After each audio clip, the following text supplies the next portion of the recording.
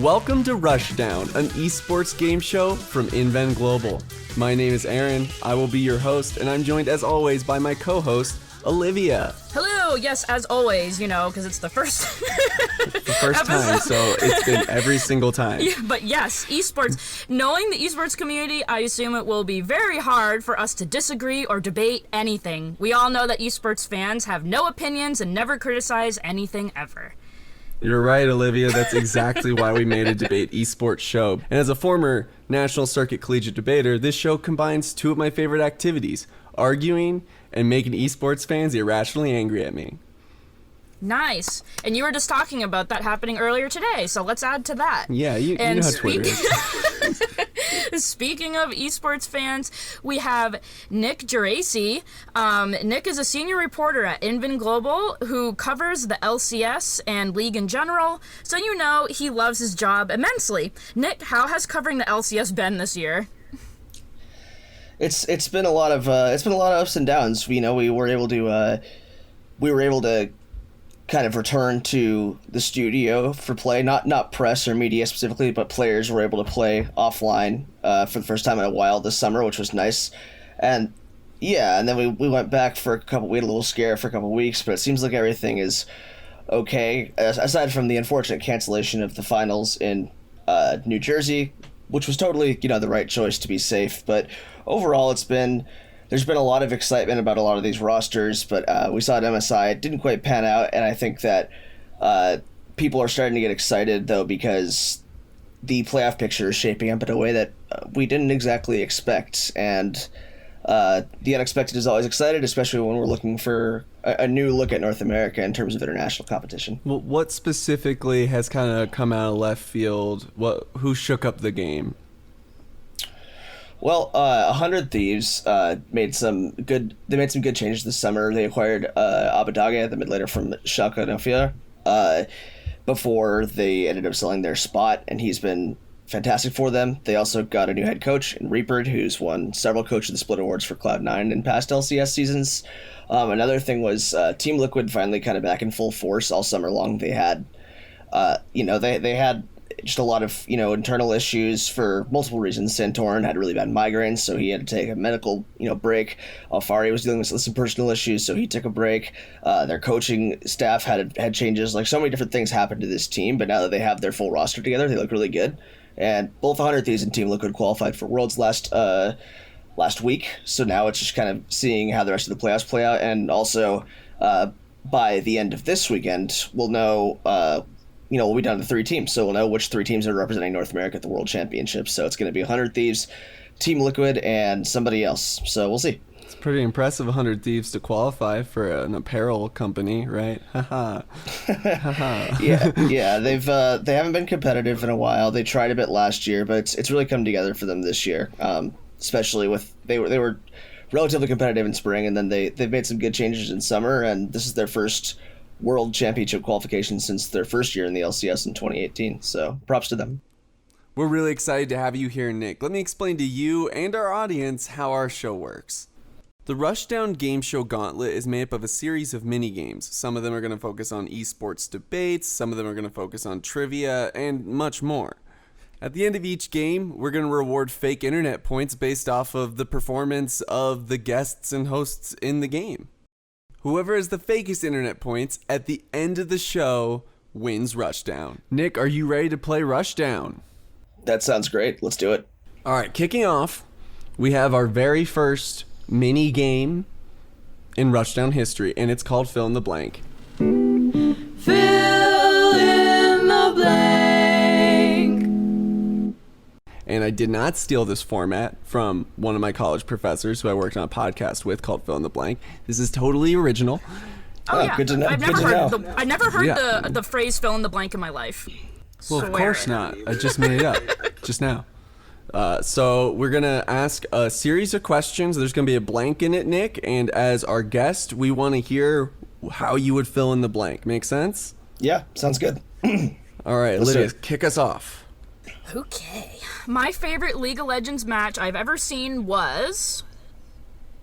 Is this, I have to be there in person, or I've just watched it in just general? Watched it. Yeah, I don't think you have to be there in person, although that probably helps. SK Telecom T1 versus Rocks Tigers in I believe it was, I want to say Madison Square Garden. It was Worlds 2016. I was at the finals that year because it was in LA, but the semifinals almost felt like the true finals because, I mean, even though Samsung ended up putting up a good fight, it was kind of viewed as Rocks and SKT as the two, standout contenders, and they ended up meeting in the semifinals and played what I could still to this day consider to be the best series of League of Legends ever played. What made it the best? I think it just had everything that a high quality series, like things, there's like hallmarks of high quality series that makes them better, and this one just had all of them. You had, first of all, really, really just high quality play in all aspects, individually and also in the macro, like big picture team play kind of stuff.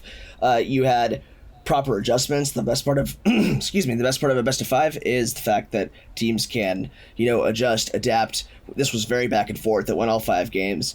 And then, then there's always like something that can really make something special is some unique flavor. And it was the Tigers support, Gorilla. He pulled out a Misfortune support, which had never been seen before. I don't think it had ever been played.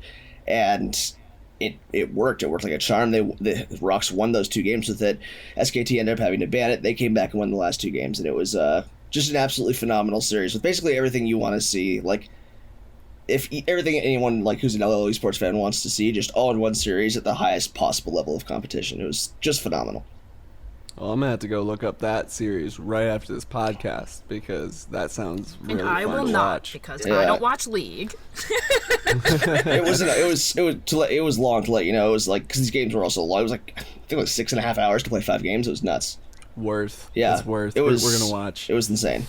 We need a watch party. All right, our next question is a little bit spicy. Blank will win League of Legends Worlds this year. See, this is a tough one because I was gonna say hot take, y'all. I was gonna say RNG because they won MSI, and I thought they were gonna win the LPL Summer Playoffs too, but they got eliminated by LNG, who's just kind of on a dark horse run right now. So it's hard to say because I do think it'll be a team from China, but I don't. I guess if I had to pick one right now, are you willing to have some type of bet? Huh? Are you willing to have some type of bet on that? Are you that confident? I would like on it being a team from China or a specific team. I do think it'll be a team from China. I think that we saw at MSI that while Damwon Kia, the defending world champions, the defending world championship team, they are a good team, but Korea's depth is not quite as robust as China's, in terms of like China's top 4 is just absolutely insane. And I think that might end up making a difference, especially when they have 4 seeds. I do think it's likely a team from China wins. If I had to put it on one team right now, I'd say FPX makes another run at it, but it really could be any Chinese team. I would say they're definitely the best region in the world right now and should be considered the favorite to win. So your fill in the blank would say China will win League of Legends Worlds this year. Yeah, and I guess it would be an LPL team. But if like I said, if I have to pick a specific team, I'll go with FPX. And I'm willing to give you some of my fake internet points if that happens. We're awesome. Doing a wager. Yeah. All right. How many Mario stars are we putting on this? I'll give like 15 Sonic rings because I don't even like the guy. That's fair. Yeah. That's fair. I'm keeping my Mario stuff. That's fair. So, my favorite game of all time is... This is so hard, but I think ultimately I'd have to say The Legend of Zelda Ocarina of Time. I've beaten that game That's a classic. about 17 times. I know it's a super cliche answer. I've never played a game more times than that. I've never had a desire to beat a game more than that game. And I think that while there are other games that I do have, an equal amount of passion for, it's just different. For example, like, I love Super Smash Bros. Melee. I've been playing it forever. But a lot of what I think makes that game amazing is the community around it. Simultaneously, obviously I have to like League of Legends enough to, be writing about it this long, right? But totally. It's hard to call it like my favorite gaming experience because it's like it's more than that to me. It's a career. It's potentially it's sometimes a lifestyle in certain ways, as silly as that sounds. So I would have to say, from a purely gaming perspective, I think Legend of Zelda: Ocarina of Time would still take the cake. That's one of my favorite games too. Though my favorite Zelda game is actually Twilight Princess. I really like so good. the dark aesthetic of Twilight Princess. Yeah. But Ocarina of Time, of course, is arguably the definitive Legend of Zelda game. So can't go wrong I there. mean, they're all amazing. I mean, Twilight Princess, what I liked is like you said, like the darker aesthetic was really, really cool. A lot of like gothic undertones and stuff. But also, it's the longest one. If we're talking like mandatory main quest stuff, like I'm pretty sure it's the longest one. It's really robust. it? Yeah. I actually didn't know that. Yeah, I think it's like by like a good margin. I think it's like 12 to 14 hours on average longer than the next one. So it's Wow. yeah, and I don't remember it being that epic when I first played it, but then I replayed it after hearing that like a few years ago, and I'm like, oh yeah, this game's crazy. Definitely. Yeah, very quick. absolutely. All right, next one, getting spicy again. If I could remove any character from League of Legends entirely, it would be Seraphine. I think that she is everything wrong with how a champion should be packaged and released, and while that could be forgiven if her kit or something about her was interesting, she's essentially a Sona copy and she just stole Sona's kit. Honestly, the only way she'd be interesting is if they actually played into that meta aspect with her stupid Twitter account and stuff, and like she actually stole Sona's songs and like took them to Hollywood to be famous. I'd believe that. I know people like that. But right now, it basically seems like she was like a weird, like kind of weird hybrid crossover thing. That just like, I don't know. It leaves a bad taste in my mouth to see people try to capitalize off of empathy in that kind of way. And the champion itself isn't redeeming enough. And I'd say like on principle, Seraphine would be far and away my choice. From a purely balanced perspective, there are some other choices, but I'd say Seraphine trumps all of those for sure. All right. I have the most important question, though. So no pressure. Godzilla versus Kong. and there are wrong answers. Godzilla, no question. Okay, thank There you God. go. I was going to say, like, I'm going to put in a work complaint. All right. Yeah, I mean, It's not, I don't even see, like, I haven't seen the movie. I'm sure it's fun, but, like... You don't need to see it to know. He won 2-1. Yeah. Like, the only time he lost... I won't get into it in case people want to see this, but yeah, no question. Kong only won because he has the axe that has Godzilla's own powers in it. Like, if he didn't have that, he would have got destroyed. such cheating. It's such Yep. cheating. Yeah, All it's, right. yeah. So that's the end of our first mini game, fill in the blank. I'm going to reward Nick with 10 rupees from Ocarina of Time and 10 Sonic rings to go with the Sonic rings that Olivia's wagering with him. Excellent. Don't spend them all in one plate. Sounds good. We'll have a leaderboard at some point. We'll bring it up, and people will be like, wow, who cares? It'll be great. The rules are made up and the points are all fake internet points, but, you still won them. Now moving on to our next game, the Battle Royale. The Battle Royale, debating the real questions and the not so real questions in esports. The rules to the Battle Royale are pretty simple. We're going to have a couple different topics, and we're all just going to engage in a free-for-all, free wheeling and dealing debate, exploring the different angles of the topic. You can score points by either making insightful arguments or by just being funny. So there's more than one way to score your internet points during this game.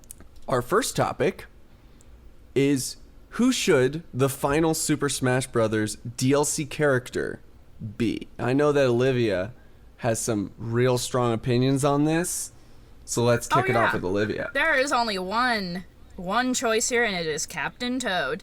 Oh God. Captain Here we Toad go. has deserved a spot. Toad, in general, deserves a spot, but I know he can't be regular Toad because he does appear here and there. But that hasn't stopped some characters from coming before, so you can't even use it against me, so that's that. But Toad has been Peach's loyal subject since 1985. Basically, he started off, they'd always show him being scared. He would be, like, shaking and nervous, even, like, seeing cardboard cutouts of Bowser and, like, Paper Mario. But he actually has a lot of different powers that a lot of people don't realize. One that people probably would assume is that Toad is really fast. He would be S tier. Like, he is super fast. The only thing that makes him not unfairly quick is that Captain Toad is weighed down by his backpack, so this keeps him sort of balanced. So that's obviously something. And a lot of people feel that Toad isn't strong, but he actually is really powerful. And I think in one Warrior game, he actually flings him like nothing. And he also can walk up walls, which is pretty cool. Yeah, it's just, he has endless stuff. I mean, we don't even know what's in his backpack, so this is just the beginning. So you think his backpack is like Batman's utility belt? It's just it's just got whatever he needs. Yeah, they can make up anything, because Toad was in almost every game. He can, just like Peach, they're like, oh, Peach has this power where she has a tennis racket. Okay, well, Toad was in that game. Toad was in, like, every game. So he has every power. He can be in a cat suit. So people are like, oh, Captain Toad can't jump. It's like, okay, but he can put on a cat suit or a propeller hat and he can jump. And he can climb walls, and he can use a pickaxe to, like, climb a wall. There's, like, endless possibilities with this guy. He's just incredibly powerful, incredibly fast, and he's just awesome. He deserves to have a spot. As Toad himself would say, I'm the best! That is an incredible Toad impersonation. That was really good. Was that not a sound? Was that not a sound bite? No, that's just Olivia doing Olivia things. I'm like, that made me, like, I'm confident in my argument, but I might lose based off of, like, the conviction of that alone. Should I just So- argue The as Toad to impersonation. annoy everyone, everywhere? Oh no, please don't.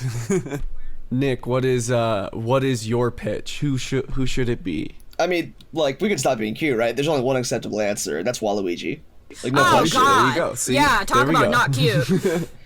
Waluigi has been, like, it's just become a meme that he's not in Smash, and overall has just been kind of, marginalized as a character, leads to a lot of people. Sorry, go ahead.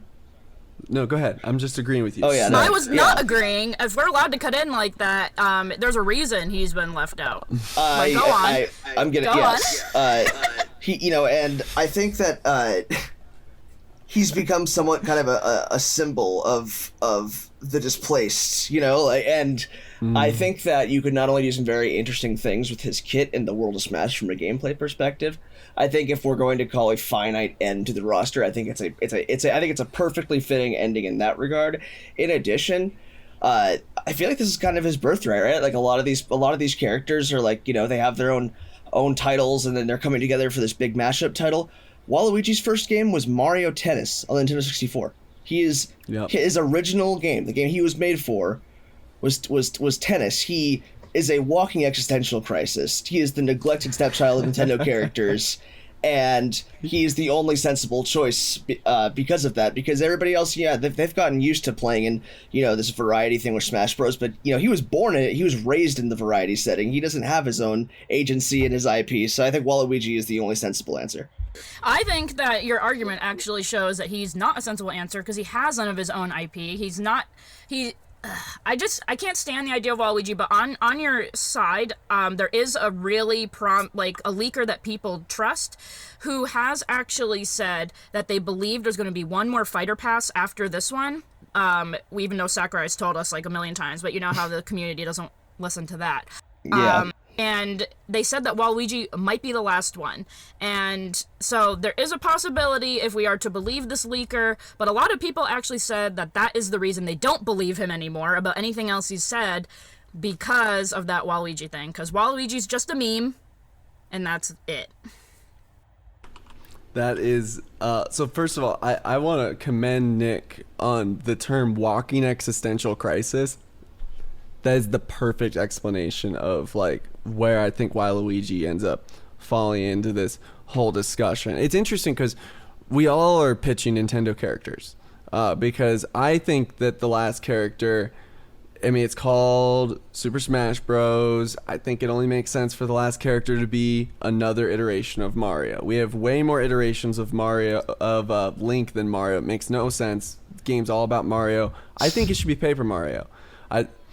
I think that there's a lot you can do with this character design-wise. You can have standard attacks with his hammer. Obviously, like, you could do all sorts of stuff with his partners as well. Kind of like maybe some of his Smash moves involve, like, Gumbario. Sorry, is that how it's pronounced? Goombario. Yeah. He can show up, or you could have Vivian show up when Mario does his dodges. I just think from a visual aesthetic perspective, I can see so much stuff they could do with a Paper Mario character. And I think that the paper aesthetic, it's got almost like a Mr. Game & Watch style 2D thing going, which is really cool. So that's kind of what I would say. But as far as like y'all's pitches, I think Captain Toad's interesting. My biggest fear with Toad is that Toad is arguably the most boring character in the Mario canon. That is opinion and an incorrect one. I disagree as well, which I know hurts my own argument, but I like Toad. what is Toad's personal mission? What is the goal of Toad? So, while he seems sort of fearful and seems to be very helpful, when he is in his own game, like when he is in Strikers or he is in Mario Party, and he's in Mario Kart, you can hear him, I'm the best! I'm a superstar! He is trying to be the best. He has this secret passion to give his all. He's really talented and he wants to show it, and Smash is the the perfect platform for him to show that. Although I do like the idea of Paper Mario. I do like the idea, and even though no one likes the one with the cards, it does bring up a lot of weapons he has, so that could work. Like the more modern ones, like Origami King. Like no one stuff. likes that one, and the combat sucks, but it does show like multiple items he has, like the heavy boots, like things like that, which could play into him. But you know who's also in Paper Mario? Toad. Yeah. I get what and you're Toad saying. is hilarious. He's like the funniest part of that game. That game would be dead without him. And Toad just needs to be recognized.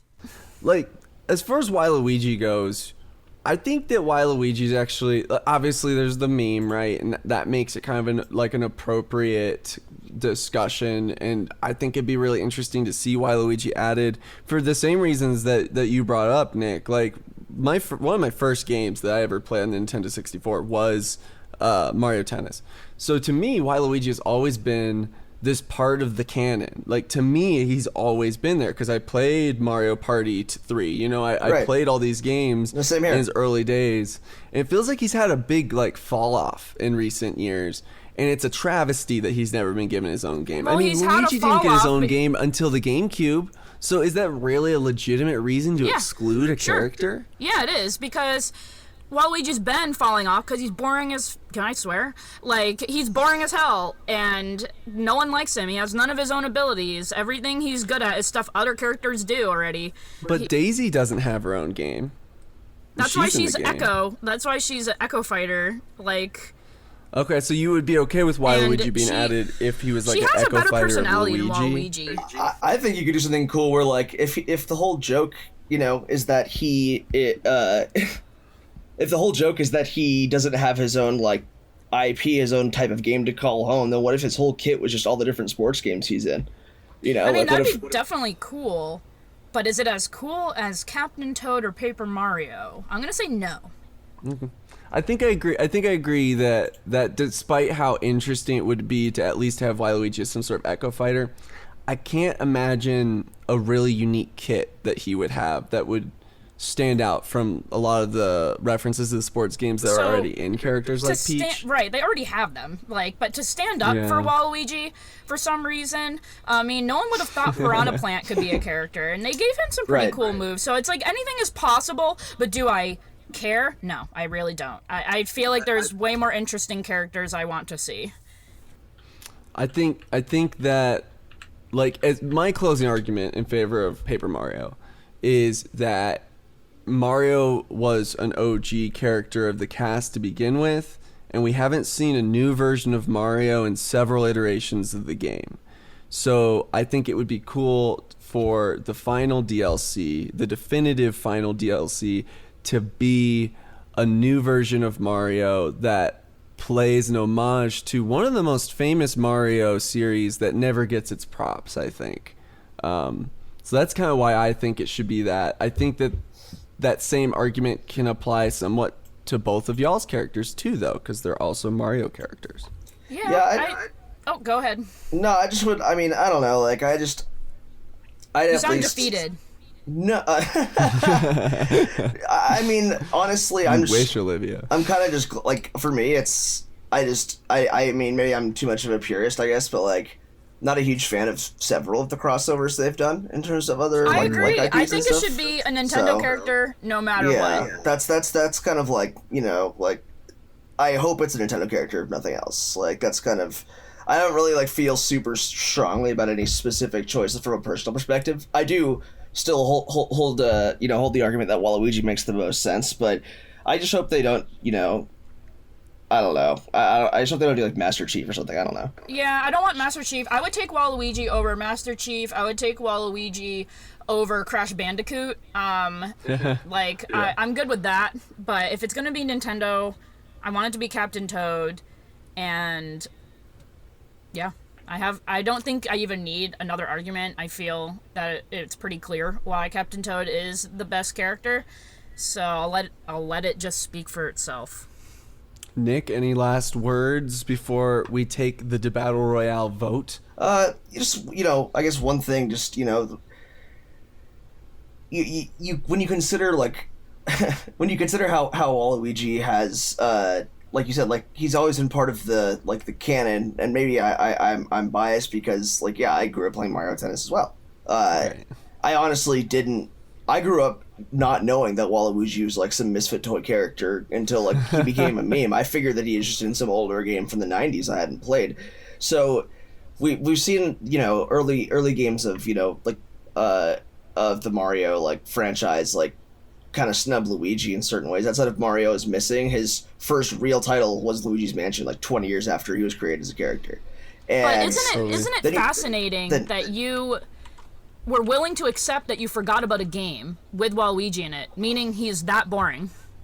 No, that's not what I meant, actually. What I meant was that I got into video games a little later, and I just assumed, like Wario, because the first time I'd ever heard of Wario was in Mario Tennis as well. I just assumed that he was like Wario's sidekick. I didn't know that was literally created as a doubles partner. So not only is, like, you know, because like Luigi is like the opposite of Mario, Wario is like the evil mirror, and then Waluigi's like this mystery fourth quadrant, because not only do we not know how to treat Luigi, but also like he's a reflection of Wario, who's like the mirror of Mario. It's like he's a paradox. He's a walking paradox. And I think that for someone who's been introduced in games that are like party style games and has kind of had that like relegated to his existence, then I think it's perfectly fitting for him to be the last character. That is my final statement. I thought I was going to vote for Captain Toad, but I think Nick won me over. Oh, shoot. That final statement just makes me feel bad for Waluigi, and you know, if being included in Super Smash Brothers can make it a little bit better,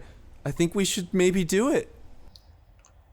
Well, I was going to vote for Waluigi because I felt that the argument was stronger than Paper Mario, but I don't want him to win because I really don't want Waluigi in the game, so I'm going to vote for Paper Mario. All right, Nick, you have the option. Will it be a three-way tie? Will you vote for Waluigi, as you've been arguing for, or will the Dark Horse Paper Mario... Okay, I'm voting for Captain Toad.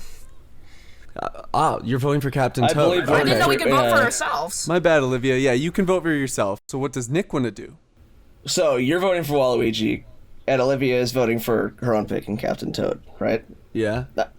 I mean, I'd be foolish not to vote for my own character then, right? Yeah. So that's what I'll do. Sounds like Waluigi wins the Battle Royale this time. All right, so I'm going to give Nick 2 full final smashes.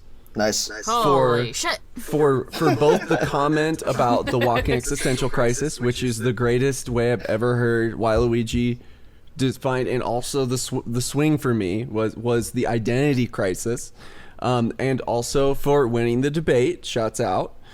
I'm going to give Olivia 300 Mario coins for her Toad impersonation, which translates to 3 full 1-ups.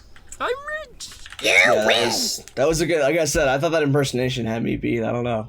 I mean, the impersonation deserves every single coin that earned. Every single coin. All right, moving on to our final Battle Royale topic. Not the final debate of the episode. You just wait. We have boss fights coming up, but this is the final free for all debate we have. Yeah. What is the worst esport? So I'll kick it off if we want. Go for it. So my answer is Warzone. And here's the thing. I cover Warzone. I think it's a good game, kind of, when there aren't hackers ruining everything. So 50% of the time. Right, exactly. But as an esport, I feel like it's never quite come into its own. And part of that is that most of the time Warzone uses the kill race format, which I don't think is a particularly good format. The first time I ever saw the kill race format, and it probably pre-existed this, but the first time I saw it was Hyperscape. And the basic idea is that there's a bunch of streamers or pro players, and they're dropping into just public lobbies and trying to get the most kills, and whoever gets the most kills wins. And for me, I don't see how that's fair, because your success is going to be determined by how bad the lobby you're in is, not like your ability to overcome another player directly. On top of that, I think kill race formats are the victims of hacking and stream sniping. Like, if you're streaming your kill race, people can just try to drop in and ruin the competitive integrity of the game by queuing at the same time as you. And I also think they're kind of hard to watch. And a good esport should be something that the audience can follow. But with a kill race, you have 20, 25 teams all trying to race to get the most, and the production can be kind of scattered as a result. And then as far as Warzone itself, the game's constantly broken. As we speak, there's a bug in Warzone that has one of the guns shooting at 1,300% its intended bullet velocity. 1,300%, because they didn't put the decimal point in. So now we just have a gun broken because some dev didn't bother to check for typos. You know what I mean? And like, that's crazy to me. And then the final nail in the coffin is, even on the non-kill race formats for it, they're still cheating. Like, in the Twitch Rivals Warzone event in Europe from a few weeks ago, they had to reset the whole tournament because there were streamers who were hacking in the lobby. So I feel like Warzone is the worst because it has the least amount of competitive integrity, it's hard to watch, and there's too many hackers. It's hard to argue with that, because I can't say I disagree with any point you made. Same here. But for me, I think it's more disappointment is the Overwatch League. I used to be obsessed with it. I watched it constantly. Me and Aaron were covering it all the time, and all the time. Not only do people not watch it or read about it or care about it, but I just feel like Blizzard is making such horrible choices and not, like, ruining any possibility of living up to the hype it was supposed to have, and it's just very frustrating.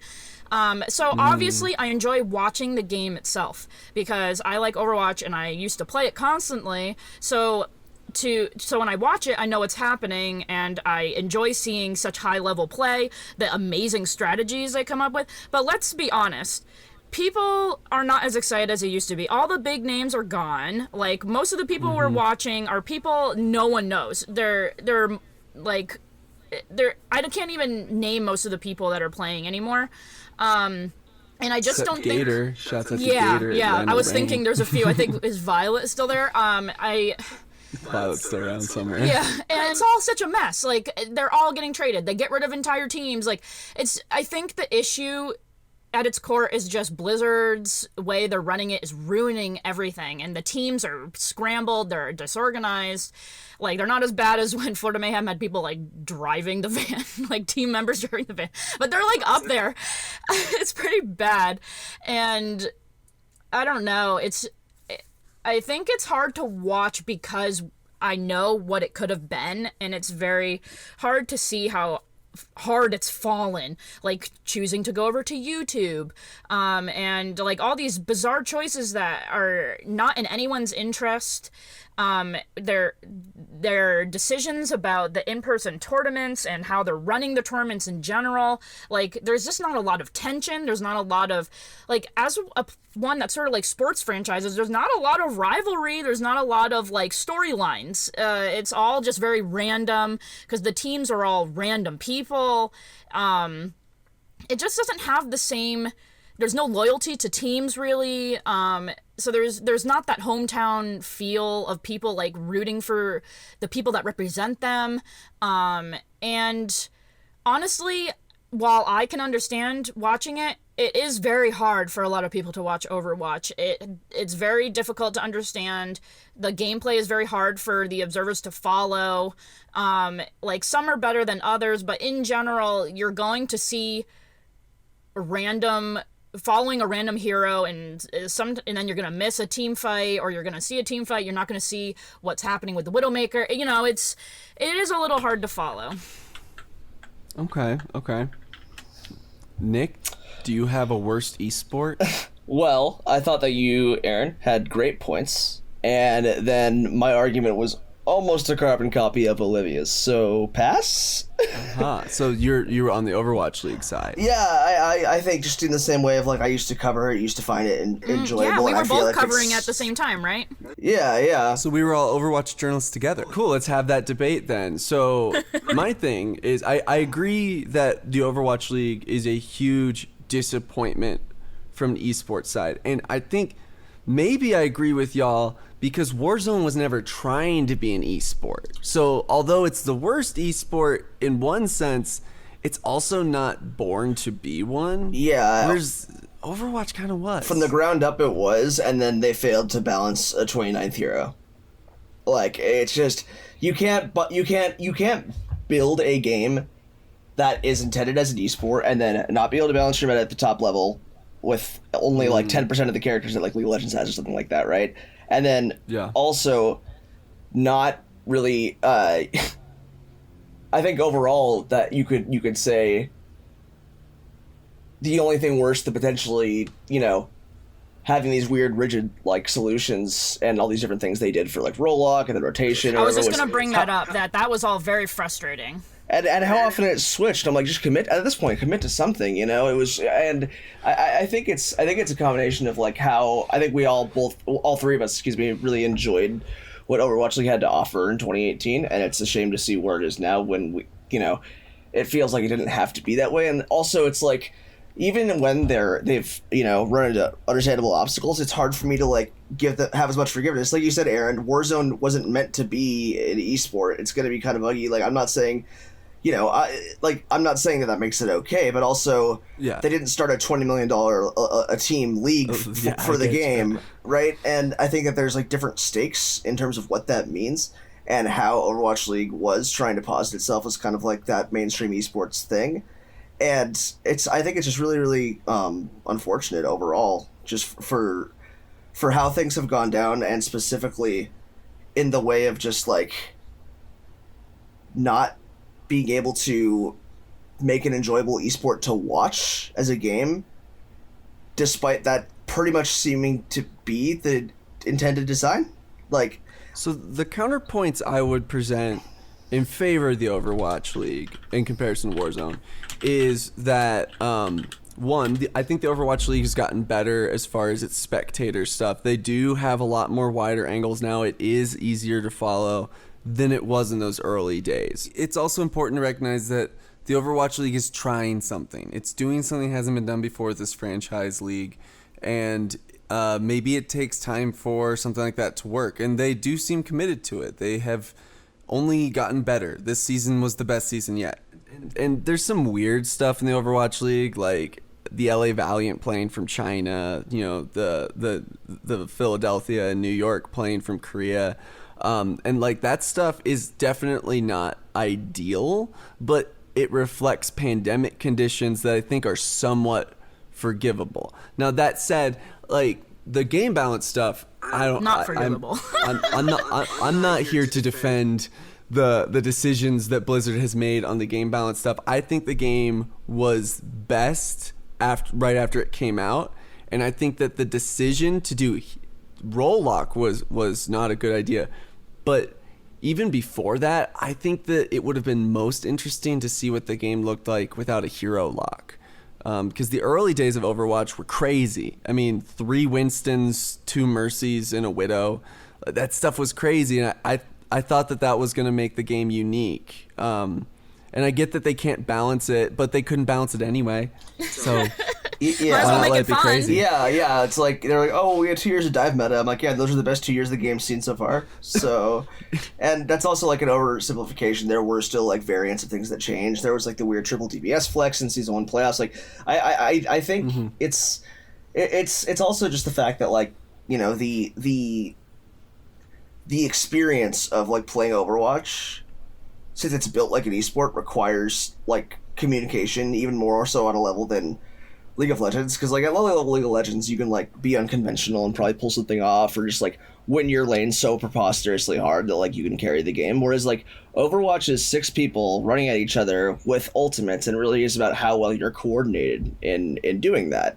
It's in that way it is a very binary experience, and so therefore the crux of the game being enjoyable relies on how well you can synergize with your teammates more than almost any other game for, I think, like the everyday gamer out there.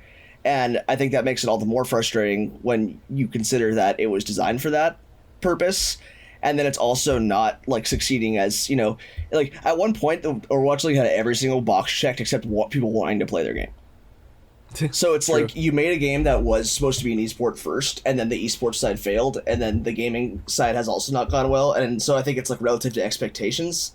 I agree that Warzone has more problems. I would say relative to expectations, the Overwatch League has been disappointing, and the final nail in the coffin for me was, I agree with you, it is sensible for the operations like Paris to be run out of Jersey, Valiant to run out of China, Fusion out of Korea. With what's happening right now, what makes me really sad is that that's probably the best thing that ever happened to the Overwatch League. I don't know if they would have survived the investment they would have put in for a fully global league. I don't ever think it was a good idea.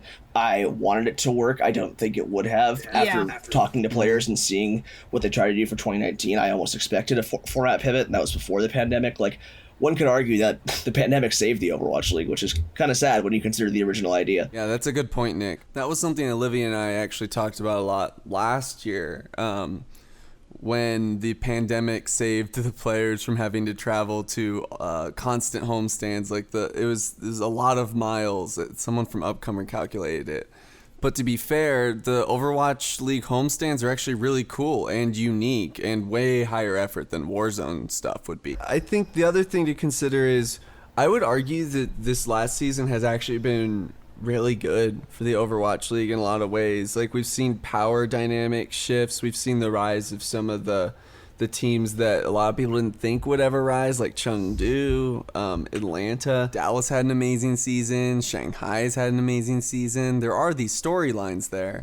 Even if, you know, you're no longer a big fan of the Overwatch League, you can respect Houston Outlaws having their run. You know, you can respect Dallas Fuel. Because they just changed the entire team. Like, it's not... But that's not unique to Overwatch. I don't know. I mean, Call of Duty League does the same thing. Well, I don't We've watch seen that either, because I also don't feel compelled to like any of them. And it's like, yeah, like, if you replace the entire team... Like, of course they're going to play differently, but they don't even have the same vibe or story anymore. Even if you don't care about the story, which is fine, there is a story to be had. Whereas with Warzone, it feels like, despite it being around for a year and a half now, and people being really active in its competition, the format of its esports has made it so that I can't name very many Warzone players. Now, I can name some. You know, there's Aiden for the New York Subliners. There's also a ton of, you know, streamers that kind of dip their foot in both sides. But the lack of consistent events for Warzone, combined with the somewhat sporadic kill race format, which is really required logistically because they have so many people from all around the world competing in these in different regions. So there are reasons for it. And it's not that it's a bad esport to watch. It's just smaller and it's harder to follow than something like the Overwatch League. And at least with the Overwatch League, cheaters don't affect the results. But I agree with both y'all that the Overwatch League has been disappointing for a lot of people, especially with the cancellation of all the homestands. And that's why I think it's so attractive to believe that that's the worst esport. But I don't think it is the worst esport if we're actually like talking numbers and organization and storylines. So I think that kind of it becomes the crux of the issue. Like, for me, I would rather watch the Overwatch League than a Warzone tournament, because at least when I'm watching the Overwatch League, you are seeing the best in the world. I know some people left for Valorant, but they've been replaced by equally talented people who are explosive and really cool to watch. And there are amazing moments, you know, from people like Pelican this season or Lee for Chengdu this season. These DPS players who have just been really explosive in the meta, defining their team. So while I am disappointed in the Overwatch League, I think Warzone is a worse esport. Yeah, I guess I can't really. I don't have anything more to say, so I'll wrap it up there, because I'm going to say I agree. I would still rather watch the Overwatch League. I just can't bring myself to do it because it's just so sad what they did to it. But if someone held me at gunpoint and said you have to watch one, I would pick the Overwatch League without even thinking about it. Yeah, I think like by default, like you said, like if we're talking like purely in a vacuum, like Overwatch League being the biggest disappointment doesn't make it a worse esport. And yes, it has maybe failed to its lofty expectations, but it still has a scene that's going. There are good people in that scene, hardworking, passionate people.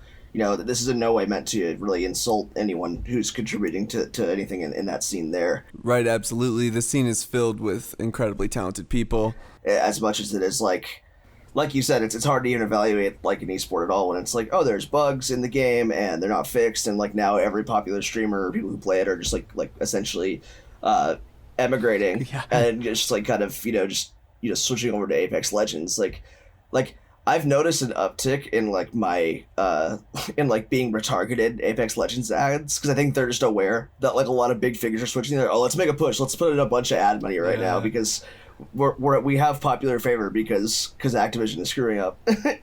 Mm-hmm. And like they're both from Activision Blizzard, so we can't even talk about it from a perspective of like, well, at least this company's better or something. So, but yeah, like I guess we'll take a vote. I'm voting for Warzone because I do think that it is just there's less competitive integrity to it, and I think that that's kind of the bedrock of an esport. I will also vote for Warzone. Yep, same here. All right. Okay, so we agree that Warzone is the worst esport, at least worse than the Overwatch League. But that doesn't mean we're happy with the Overwatch League, Blizzard. We're not happy. I'm gonna give out. Okay, we'll give out. Yeah, I'm gonna give out 5 Yoshi eggs to Nick. I think your argument as to why you were disappointed with the Overwatch League was really insightful and brought up a lot of important aspects of that discourse. So thank you, Nick. Olivia also deserves some props for a very strong argument against the Overwatch League as well. What should I give you? Do you have any like Master Balls or any Pokemon related things? I'm in yeah, the closet right now, everyone. That's how I'm having audio issues, and I'm looking at Pokemon dresses. Remind me. Got you. Okay, we're gonna give Olivia 5 Master Balls for recording from her closet, y'all. Yes. From her closet. Props. She's arguing about Overwatch League from her closet. Ranting about the Overwatch League while sweating away. The things that we do for the show. Well, that is the end of our Battle Royale segment. I think everyone did really well. I appreciate y'all sharing your perspective. We'll be right back after this. And now, Rushdown presents What If League of Legends was commentated like golf? Well, isn't this peculiar? God V is getting tanked up on Clear Love. If you look closely, he has actually died. Quite an unfortunate turn of events. Meanwhile, would you just look at that backline? Astounding. Koro is doing so much work out there. Yeah, over here in the bottom lane, I'll add, I don't think it's enough. Do you think it's enough, Olivia? Yes, quite the turn of events over there. Imp has QSS'd out, and now he has 2 kills. That's impeccable form. Going back in and flashing quite aggressively. Pawn N needs to kite away at this point, I'd say. And there we go. Deft gets a triple kill, then a quadra kill. Oh, now a pentakill. I'm excuse my excitement here. I'm blown away. The crowd can't contain their excitement either, Aaron. Look over there, you can see a smile forming on one of their faces, I think. Yeah, I see a couple smiles, a couple eyebrow raises. If you listen closely, you can hear some polite clapping. Oh, that's nice. Look at them, recognizing the athletes like that. This is one of those moments that deserves that kind of recognition. A job well done. Oh yes, I agree. You don't see this every day out on the rift. Welcome back to Rushdown. Our next game is called Boss Fight. Boss fight. Fight.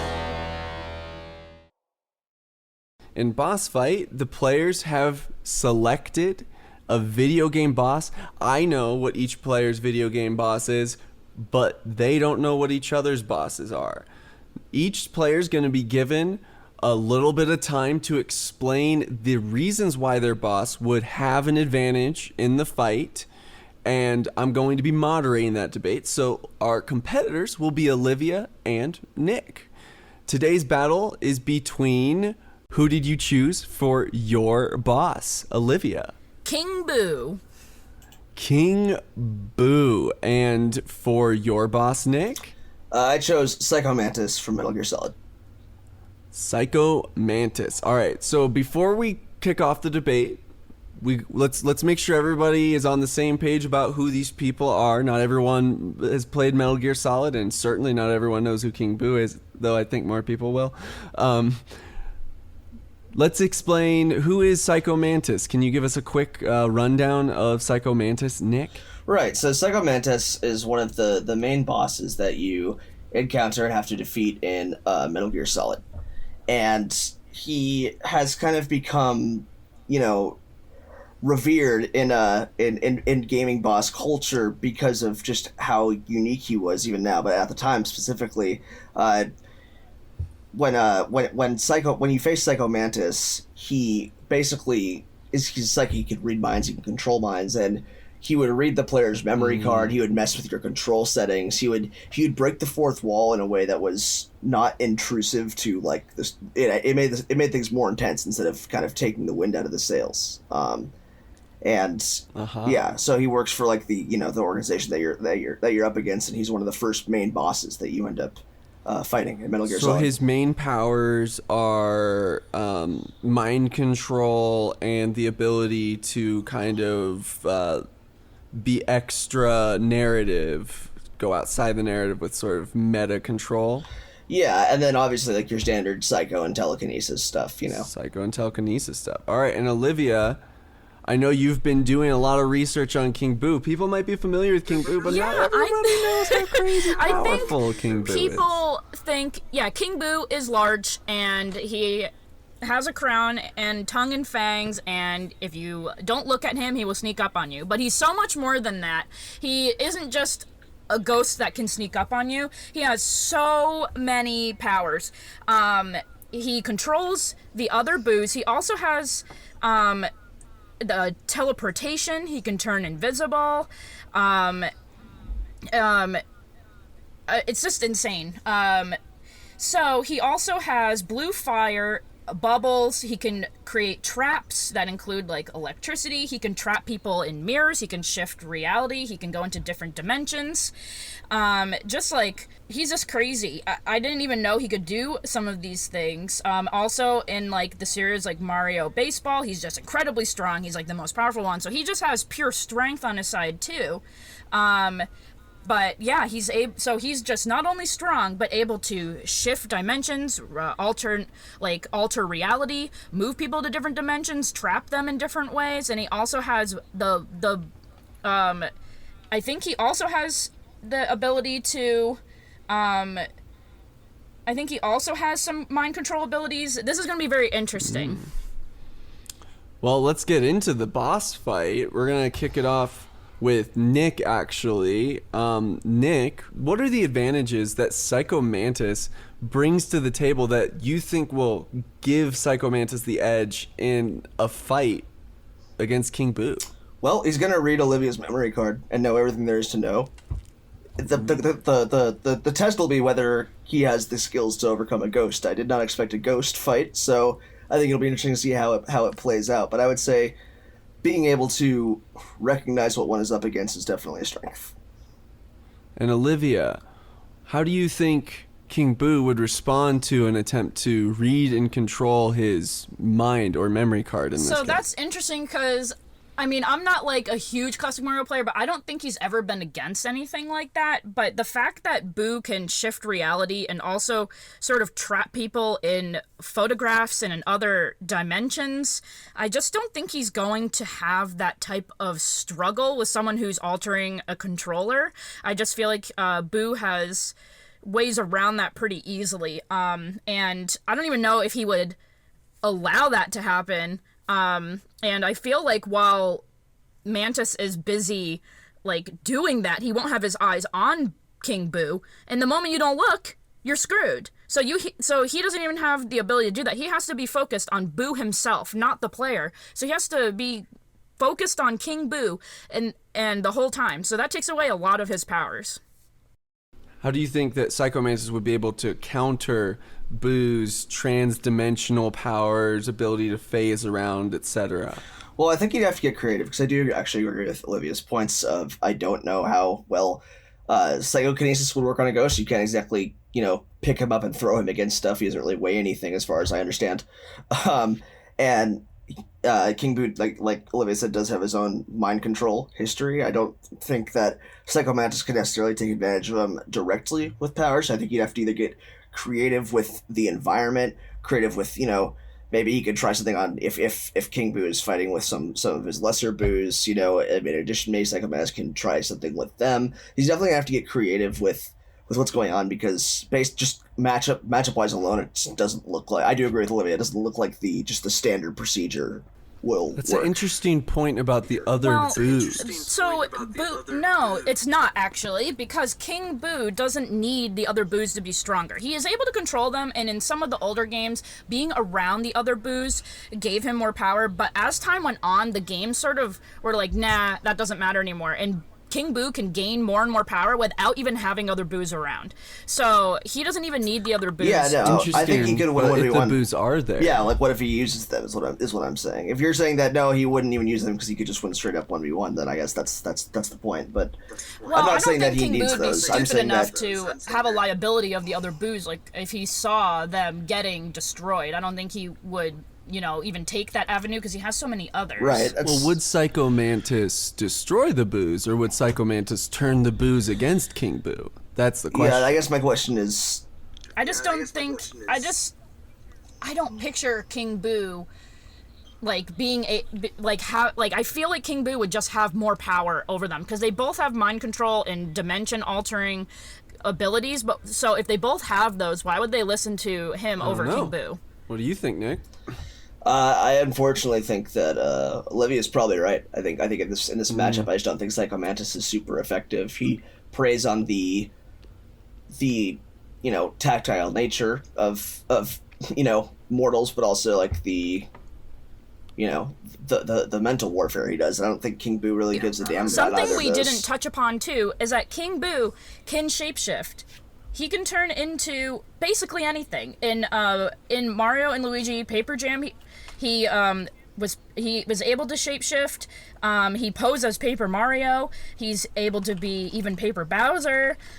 So I just feel like I think his powers are just more infinite, and that he has more tricks up his sleeve, or his crown, I should say. But as a counterpoint, King Boo lost to Luigi. Not Mario, but Mario's more cowardly brother, Luigi. Now, has Psycho Mantis lost to someone as lowly as Luigi? I would say no, but I would say no. I'll leave out. I have more context, but I'll leave it out because if I just say no, then it works in my favor better. I don't know. I don't know if that counts because I just have a feeling that, Luigi had some vacuum, sure, but that's not at play here. And to just be like, oh, Mantis would just go grab one. Okay, at that point, I can say anything then and make up anything that I could have that beats Mantis. I will just look up in the game how to beat him. But if we're posing them against each other as is with no outside force of other characters, I just don't think Mantis has a chance at all. It's interesting. All right. Do you have any final words, Nick, as to why Phantom Menace could beat a non-material super being? Phantom Menace? Sorry, that's a Star Wars movie, It was y'all. it was really funny. Psycho Mantis. No, yeah. Honestly, I don't. Honestly, I think that it would be an uphill battle with and it would be very, a Psycho Mantis one would be very creativity inspired, and that would be very based on the circumstances and the environment of the match, which therefore I think ultimately does hurt my argument. I do think there's still an argument for Psycho Mantis winning, but it would be disingenuous for me to say that it would be like 50-50 or anything like that. I think he would have a tough time, and King Boo would realistically probably win. So if you had to put a number on it, what percentage of time do you think Psycho Mantis? We've kind of agreed that King Boo probably wins in the fight. What percentage of time you think Psycho Mantis could win? 30%. Yep, I was to say 30-70. I think there'd be a couple times you'd figure it out. I think there'd be certain ways that maybe, like King Boo, he isn't completely infallible. If there's one thing Psycho Mantis is, he's smart and resourceful. Which the problem is most of the ways in which he does that are attacking the mind or attacking the body, and King Boo kind of has neither. Like, you know what I mean? Like, Right, he well has a played from powerful Olivia. mind that can overcome those kind of things because he does them himself, but stronger. Right, and he has no body. yeah, so it's like I can't directly use psychokinesis on him. I can't take control of his mind. And can Mantis be trapped in like electricity or any type of like physical traps or the blue fireballs? Like, can any of that hit him? Because then Boo has that Probably. as well. Yeah, Probably. he is like constantly levitating, so he's pretty agile, like in terms of dodging like stuff like that. But like, I would say honestly that King Boo is probably slower than him. yeah, for sure. But if you were like, if you're asking me like, oh, if he was in a fully encased, like fully trapped electrical Right. field, could he get out? It's like if there's a ceiling to it, no, he could levitate above it. Like he's evasive, but he can't like blink or teleport or anything like that. So King Boo can teleport. yeah, I think it's like overall just like there's a lot more utility and resources that King Boo has in regular like settings, as well as like the head to head. I mean, King Boo must I know I'm be supposed to be arguing for myself, but like when it's all I really good. think it's like when I'm like, no, I mean it does make sense. I'd be inclined to agree. It's an agreeable debate today, and that's okay. There's no right or wrong way to debate. You can be as aggressive as you want, or you can acknowledge the shortcomings of the pick. So I think with all that in mind, though, I'm voting for King Boo. I think we all agree King Boo has the advantage in this fight because King Boo's powers pretty directly counter a lot of what Psycho Mantis can do. So we're gonna give this round to Olivia. Congratulations, Olivia. Good choice on King Boo. Good defense of King Boo. And in honor of your victory, you get a King Boo crown. It's all for you. Yes, that's like the best. I will And not be Nick, giving that you away. get a hacked memory card from PlayStation 2. It has Perfect. It has Excellent. like 16 megabytes of data on it. Wonderful. It's perfect. It's perfect. It's shiny. It's like the orange shiny. The old days. Oh yeah. We'll be back right after this. Rushdown is sponsored by water. You should drink it every day. You can't live without it. And now back to the show. And now it's time for the trivia breakdown.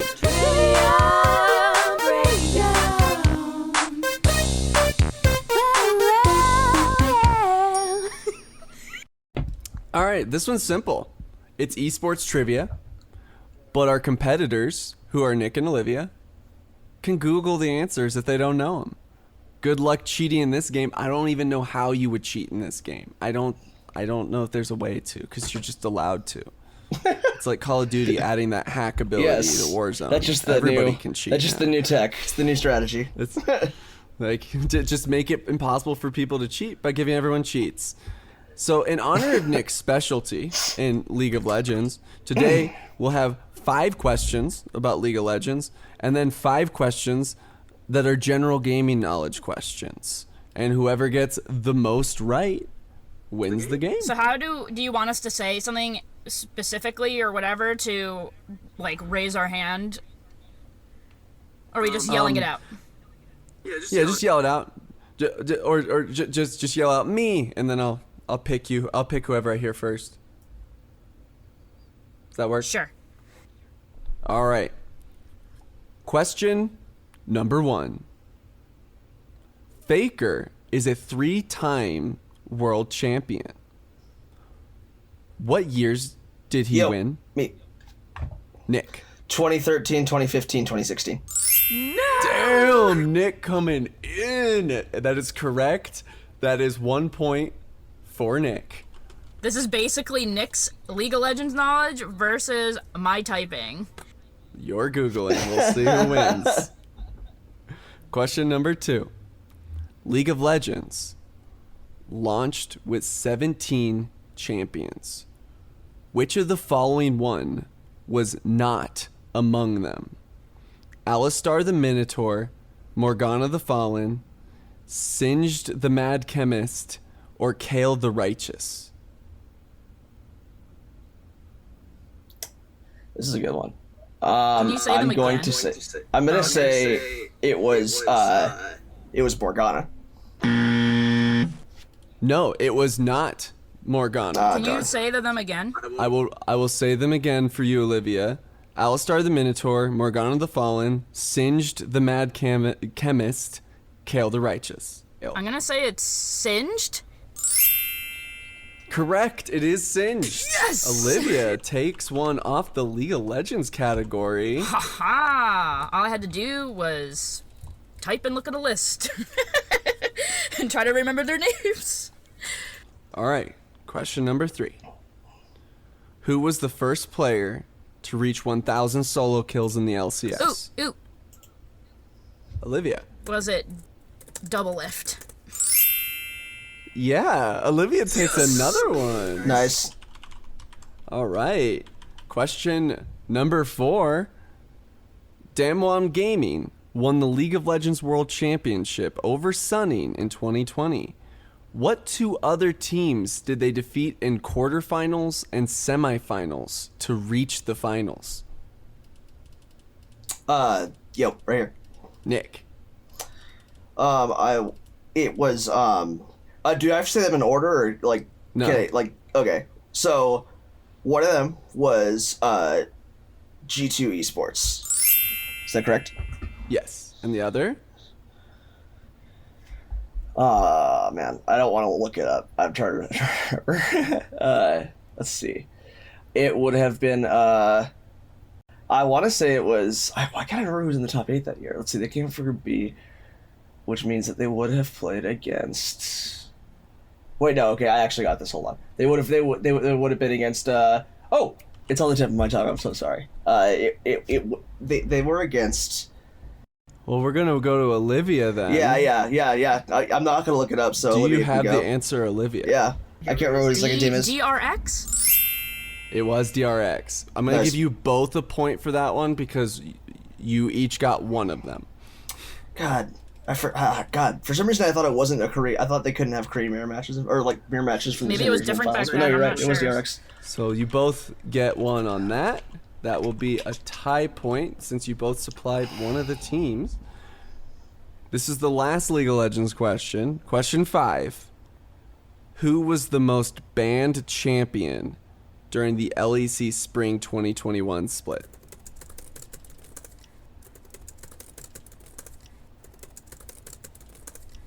I'm gonna take a guess. Oop. Yes, Olivia. He said this is 2021. Yeah, LEC. Was it Spring Twisted 2021. Fate? It was Twisted Fate. Wow, Correct. nice. Man, Olivia's killing this. This To be trivia. fair, I type 130 words per minute. Yes, Olivia's very good at Googling. And that is the challenge of the game. It's knowledge versus Google. All right, we're going to general knowledge questions. Question number 6. The first partner that you can get in the original Paper Mario is Goombario. A know-it-all Goomba who proceeds to annoy us the entire rest of the game. Who is the last partner to join your party in the original Paper Mario? Hey, yep, right yes, Nick. His name is Lucky Lester. Yes. Nice. Kudu. So, question number 7. Today's Call of Duty Warzone takes over 250 gigabytes of memory. And on higher settings, it requires as much as 32 gigabytes of RAM to run at even 60 frames per second. For comparison, the Atari 2600 released in 1977 with how much RAM memory? And the Google race is on. Yeah.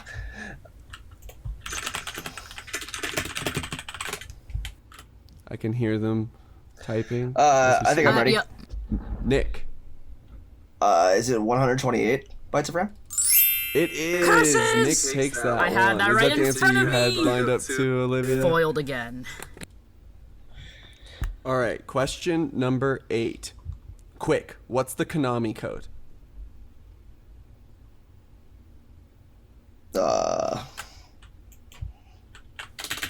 I think I have it. Olivia. Up, up, down, down, left, right, BA, and then the start button. Yes. Woo! Olivia takes the Nice. Konami code question. That's a classic. Yeah, that was a good one.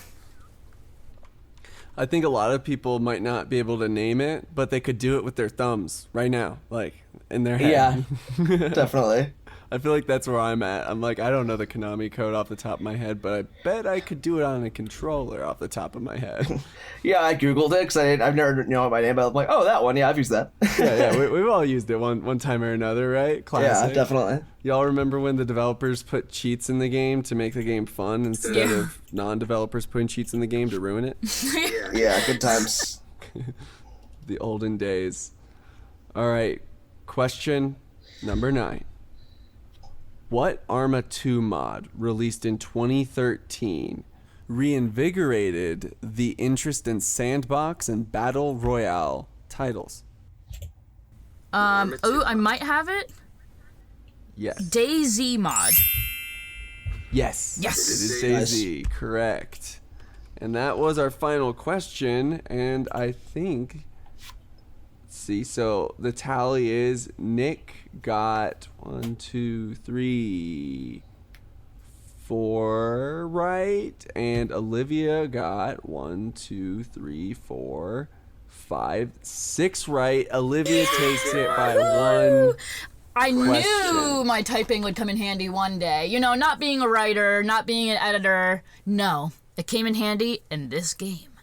It's basically a type race game unless you know the answer, in which case it's, you know, you get to be right. The cred. Yeah, That's the cool. cred of knowing about it. Fools. Merely knowing things. Congratulations to Olivia. I'm going to award you with 1 chicken dinner. Hell yeah. 1 winner chicken dinner for that excellent trivia knowledge. But Nick was working more off the top of his head, so we have to reward. I googled a couple. You To be Googled fair. a couple, but you're still gonna get an Apex pack, not a real Alright. one, but like a symbolic one, a symbolic Apex pack. Congratulations, Nick. All right. All right, so was everybody keeping track of their fake internet points? No. Well, it doesn't matter, luckily. So we have our leaderboard here, and Nick, you are at the top of the leaderboard because you're our first guest, so you are nominally number 1, but number 1 nonetheless. Congratulations. You are to the Nick. only one up Golf there, clap. Golf clap. but now you are Very the one good. to beat.